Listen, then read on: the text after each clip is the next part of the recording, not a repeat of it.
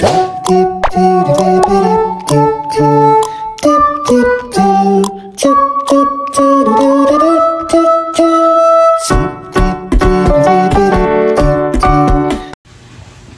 everyone, we are the Group 5 reporter. So we will discuss the 5 evolution of Constitution. The first Constitution is the 1899 Malolos Constitution, the first Philippine Republic of Constitution of Philippines. Then approved daw siya tong January 20, 1899. Then promulgate siya tong January 23, 1899 under the presidency of Emilio Aguinaldo.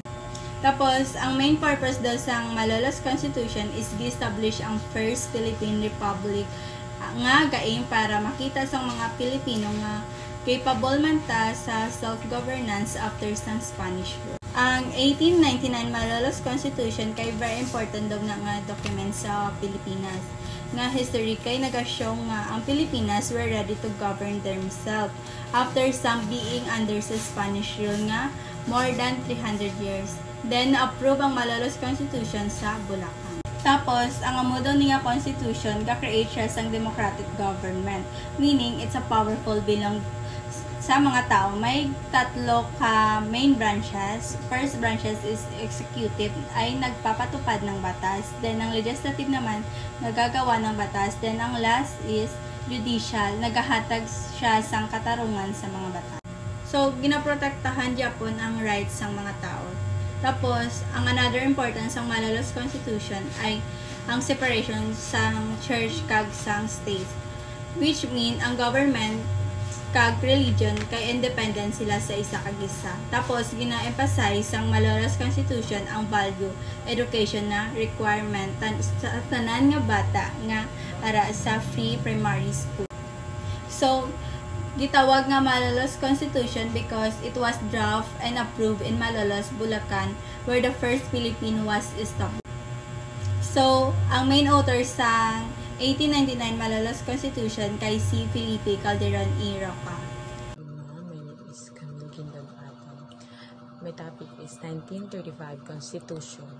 Ang Constitution ng 1935 ay nilikha noong panahon ng mga Amerikano at impluwensya ng mga konstitusyon ng US ay nagtaglay ng pamahalaan may tatlong branches at naging gabay sa Pilipinas patungo sa ganap ng kalayaang noong 1947. The three branches, first is executive, pinangunahan ng Pangulong responsible for enforcing law. Second is legislative. Legislative is composed of Congress responsible for making law. And third is judicial. Binubuo ng mga Korte Suprema at mga mababang hukuman responsible sa pagbibigay ng mga kahulugan sa mga batas. 1943 Philippines Constitution. Nakuha o nagamit siya while World War II, particularly Japanese occupation diri sa Pilipinas. Since this time, Japanese also acquired access power alongside with other countries, meaning they also have the power and kaya nila madaog sa mga laban. That's why, eventually, kaya nila manakop. Around 1942 to 1945, Philippines was under the control of Japanese. To put it simply, the 1943 Philippine Constitution is meant for the independence of the Philippines, but in reality, part siya sang Japanese nga i-control sa Pilipinas. Ang core reason ani is because of the rich resources of the Philippines. Good morning, ma'am. My name is Jobet Kitaule and my topic is the 1973 Constitution. Ang 1973 Constitution is under siya kay President Marcos during martial law.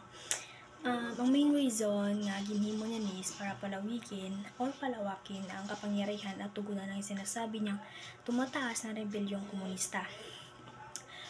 On January 17, 1973, isin-sign niya ang number 1102 certifying and proclaiming the 1973 Constitution. Ang Ang 1973 Constitution, document that been established parliamentary forms ng government and it was effect from 1973 to 1986. It means 13 years ni siya natabo. Ang establish ni is ang three brilliant mind, which is Carlo P. Garcia, Diosdado P. Macapagal, and President Ferdinand Marcos. Ang main purpose ni is para protektahan ang kalayaan ng mga tao. Good afternoon, everyone. I am Ernest J. Jimenez. This is my report. The 1987 Constitution. The 1987 Philippines Constitution was a landmark document pinagtibay matapos ang Isla People Power Revolution, which is natapos na ang pagiging diktator ni Marcos at ito ay naitatag sa panunungkulan ni Corazon Aquino na naging pangulo pagkatapos ng martial law. It serves as the current constitutional law of the Philippines. Pagpapanumbalik ng representative democracy by diving power among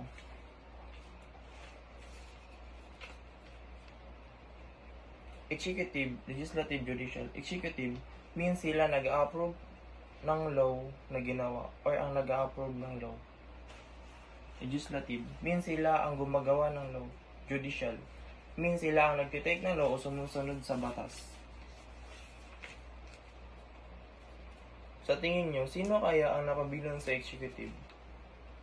Ang nakabilang sa executive ay ang Pangulo, Vice President. Ilang days kaya inaprubahan ng Pangulo ang batas na ginawa? 30 days. That's all. Thank you.